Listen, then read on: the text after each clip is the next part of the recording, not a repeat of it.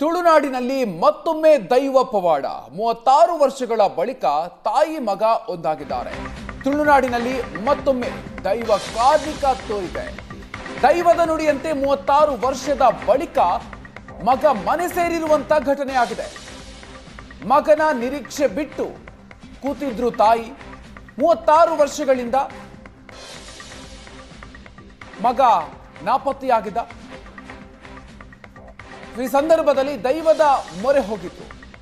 ದೈವ ನುಡಿ ಕೊಟ್ಟ ಕೆಲವೇ ದಿನಗಳಲ್ಲಿ ಮಗ ಮನೆ ಸೇರಿರುವಂತ ಘಟನೆ ಆಗಿದೆ. ದಕ್ಷಿಣ ಕನ್ನಡ ಜಿಲ್ಲೆಯ ಮೂಡಬಿದಿರೆಯ ಇರುವೈಲ್ನಲ್ಲಿ ನಡೆದಿರುವಂತ ಪವಾಡ ಇದು.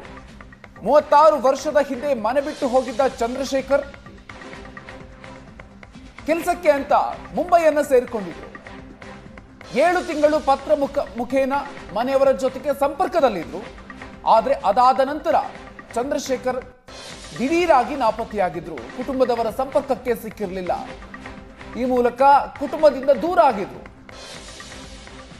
ಇರುವೈಲ್ನ ಗೋಪಿ ಅನ್ನೋರ ಹಿರಿಯ ಮಗ ಚಂದ್ರಶೇಖರ್ ತಿಂಗಳ ಹಿಂದೆ ಮಂತ್ರ ದೇವತೆಯ ದರ್ಶನಕ್ಕೆ ತೆರಳಿದ್ರು.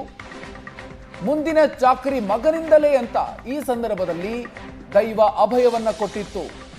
ಅದರ ಪ್ರಕಾರ ಇದೀಗ 36 ವರ್ಷಗಳ ಬಳಿಕ ಮಗ ಮನೆಯನ್ನ ಸೇರಿರುವಂತಹ ಘಟನೆಯಾಗಿದೆ. ಪವಾಡದ ರೀತಿಯಲ್ಲಿ 36 ವರ್ಷಗಳ ನಂತರ ಮಗನನ್ನ ಕಂಡುಕೊಂಡಿದೆ ಈ ಕುಟುಂಬ.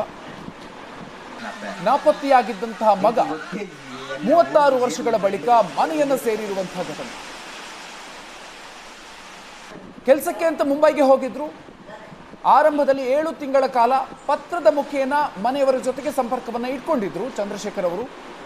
ಆದರೆ ಅದಾದ ನಂತರ ಇದ್ದಕ್ಕಿದ್ದಂತೆ ಮನೆಯವರ ಸಂಪರ್ಕಕ್ಕೆ ಸಿಕ್ಕಿರಲಿಲ್ಲ. ಹೀಗಾಗಿ ಇತ್ತೀಚೆಗಷ್ಟೇ ದೈವದ ಮೊರೆ ಹೋಗಿದ್ರು.